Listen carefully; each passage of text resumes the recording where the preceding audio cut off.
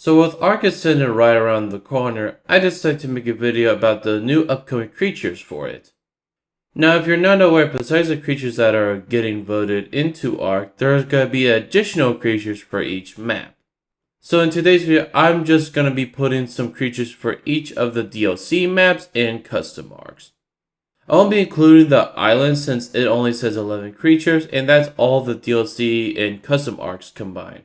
I'm also going to be including some creatures from previous ones because I think either they should make it into the game, or at least their concept should be in future creature designs. I also have an honorable mention since I'll also be given honorable mentions since some maps are a little bit harder to decide between one creature that I want compared to the others. So without further ado, let's get straight into it.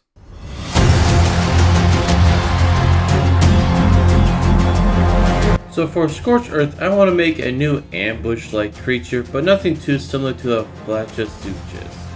So since the jumping spider did its last run for Extinction but lost, I still think we should get a new arachnid in the game. So my pick for the map is going to be the funnel web spider. Now I do know this probably won't be anyone's first pick when it comes to adding a new creature in a dinosaur game, but hear me out. I think if the funnel web spider was added, it needs a few things. One, being increasing its size, maybe around the size of a parasaur or a trike. I think just having a big old spider would be very cool, and I think it would fit the funnel web spider since it's more like a bulky-ish build compared to other spiders, especially with its huge fangs. Nothing like a tarantula, but still a somewhat bulky looking spider. Also, just like how real world funnel spiders are, they can make a little trap, and whenever a creature gets nearby, the jump spider will come out and perhaps apply like a venomous bite, draining stamina, or maybe it'll drain a certain amount of HP or whatnot. Overall, I just think the funnel web spider would be a very neat addition in Ark. And my honorable mention will go to the giant moa. Now for Aberration, I might be a little bit biased, but I'm going for the Flatustuchus.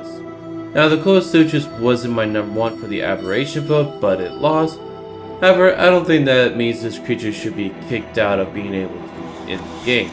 It definitely fits the bill of being something you would find in the blue zone of Aberration, and also we don't have too many creatures like it, or big salamander or something like that, and I think that's another plus. My honorable mention will go to the jumping spider. So when it comes to Extinction, figuring a creature was a bit hard since something that matches the map as good as the Dreadnought. So I decided let's add a new large predator. Nothing like maybe a Giga size or Carchanodontosaurus size, maybe something a little bit larger than the Rex but not that dramatically large. My pick being the Tarbosaurus.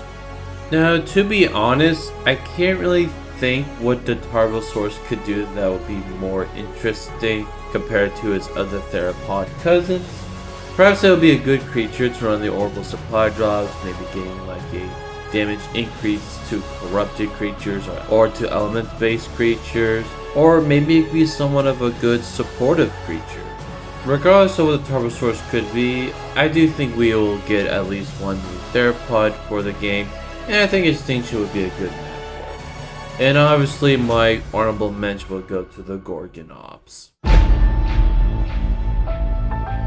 Now for Genesis Part 1, I want to add a creature for the bog area. I was also thinking either adding a creature for the snowy or ocean part of the map, but I think the bog area has more interesting options for creatures. So my pick is the Suchomimus. I think if the Suchomimus was added, it could be a mix of the Baryonyx and Spinosaurus. Maybe not being as powerful as the Spinosaurus, and maybe not being as good for ocean cases like the Baryonyx, but a creature in between the two, just being a good travel mount and decent fighter. It could also have a similar stacking effect to the Carchanodontosaurus, but instead of increasing its stamina, it increases its attack speed or perhaps health. And my honorable mention would be the Now for the last DLC maps, and the only one that I really don't have much playtime on, figure out a creature was the most difficult out of all the DLC maps, but it came down to one creature I think would fit well, that being the Hat's Eagle. I feel like this creature would be more of a fighting version of the Argentavis, They could also may have something that allows this creature to disable tech or maybe increase damage to tech-based structures or creatures, since how much tech is involved with the map. It could also have the sky bombing attack similar to the Griffin, but maybe just be a single target rather than an AoE attack. If I have to give it to an honorable mention, I'll give it to Cosmosaurus, but like I said, this map I have had the least time on, so figure out just one creature was difficult. Now for the center, I feel like adding another fully aquatic creature would be boring, but I also think adding a creature with some relation to water would be needed. So my pick for the center is Pterodaustro. I feel like adding fire is a good second option, and the Pterodaustro fits the bill for it being a flying aquatic creature. I can see this creature having the ability to dive like the Griffin, but also be able to go in water for a brief time and could help get good quality fishes as well. And my honorable mention would be the Nothosaurus. Now if I was able to pick a fantasy creature for this map, I would. But since they're only added real world creatures, I'll have to do the same. So my pick for Ragnarok would be the Meliolana. It could become a late game version of the Carbonemes. I could see it having the ability where you can hide under its shell, but I would imagine you'll have to scale the size of this creature for that to work. It could also have the ability to launch itself, acting like a Koopa shell in Mario Kart, hitting off walls and whatnot. And my honorable mention would be the Edmontosaurus. Now for Valguero, I want to add something that could either be a good travel mount or something very unique for it, but also not add anything too similar to the Deinonychus, so my pick is gonna be the Jackson's Chameleon. I feel like if this creature was added, you can either see him be a medium-sized tame or possibly a shoulder pet. Maybe as a shoulder pet, this guy can passively eat small bugs, helping a bit for those bug-infested caves, and maybe can produce its own type of organic polymer or whatnot over time. And if this creature was this large size, I could see it climbing off cliffs and trees and whatnot, but maybe not as fast as the Deinonychus, but also allow the ability with its tongue to latch onto other creatures and pull it towards it. Also, if you're wondering why out of all chameleons I chose the Jackson's Chameleon. Not only is it my favorite chameleon, but I think they could make it into a hybrid with a chameleon and a ceratops, and it could look very unique in the game. And my honorable mention would be the Maricena Onyx.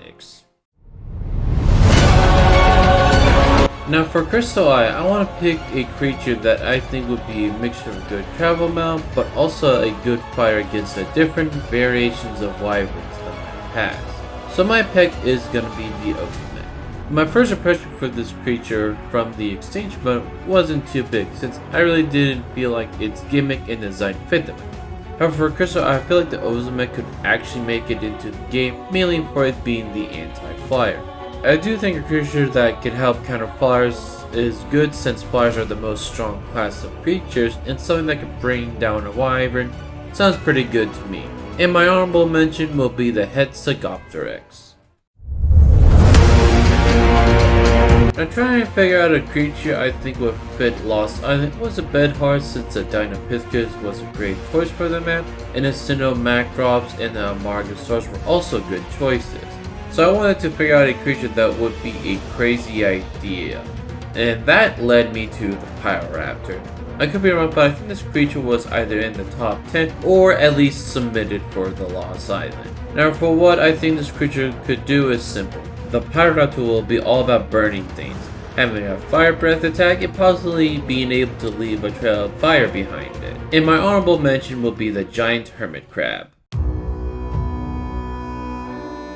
Now for the last map added for Ark, I'm going to be picking a creature that will be pretty much something from the previous votes, but a newer version of it. That being the Highland Cow. I think if the Highland Cow was added, it could be similar or maybe have all the things that the Giant Bison had. Things like having a wagon-like saddle or being able to produce milk that could be used to help feed baby wyverns. My honorable mention would be the Imagoteria.